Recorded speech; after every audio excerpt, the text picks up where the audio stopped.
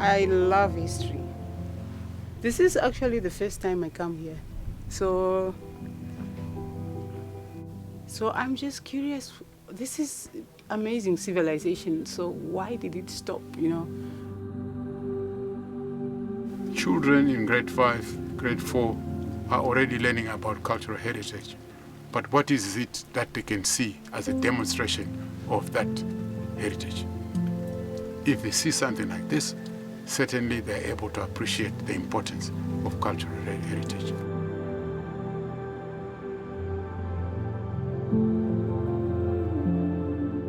Great Zimbabwe, it's one of Southern Africa's earliest civilizations. Around the 12th, 13th century, I think that is the period in which this civilization flourished.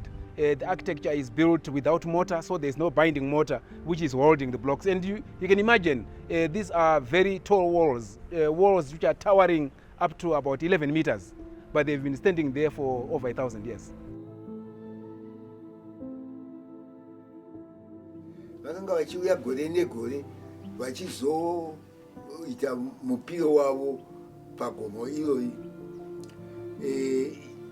Isu takapoteredzavo taigona kuvungana pagomo irori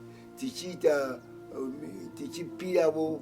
In the sub-region, it bears testimony to the intercollaboration and connections to some of the World Heritage Sites within the sub-region of Africa. And despite all the tribal or ethnic differences in this country, I think everyone is agreed that Great Zimbabwe is at the center of the people's lives in this country. And to me, as an archaeologist, of course, it's a masterpiece.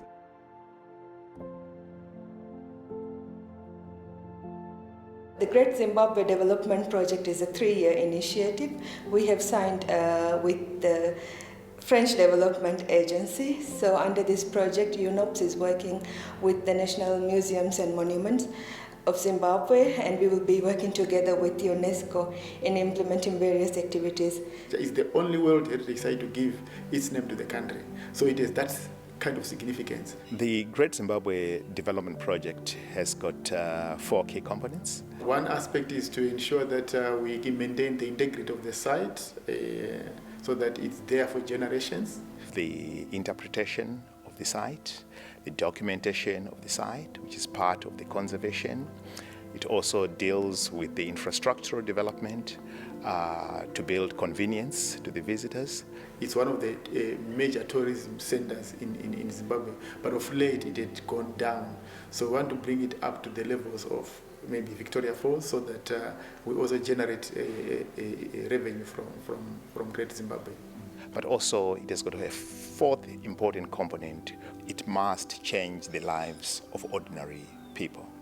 We have to talk about how community benefits from the project so that they also, in return, help to manage the site against the environment. We're finally getting to tell the stories about our country, about our heritage, about who we are as Zimbabweans and how we got to be where we are.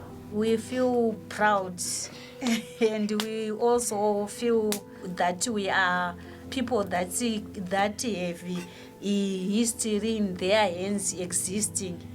I think development without a cultural heritage background is empty. You cannot develop and leave people's heritage behind. Because if you do that, then what you're doing is you're actually destroying their stepping stones. Because the heritage is a people's stepping stone. So you get to where you want to go because you've traveled the road. So to have this protected is very important to us. We want this to be seen to be what used to happen at the time, rather than to see it crumble to pieces. It gives hope to young people. I think if a young person comes, sees what these guys did, there's hope. There's hope that we can build something that can last a bit longer, that can be useful in the future. I don't think these guys knew they were building for us to come and see, but they left something, a legacy.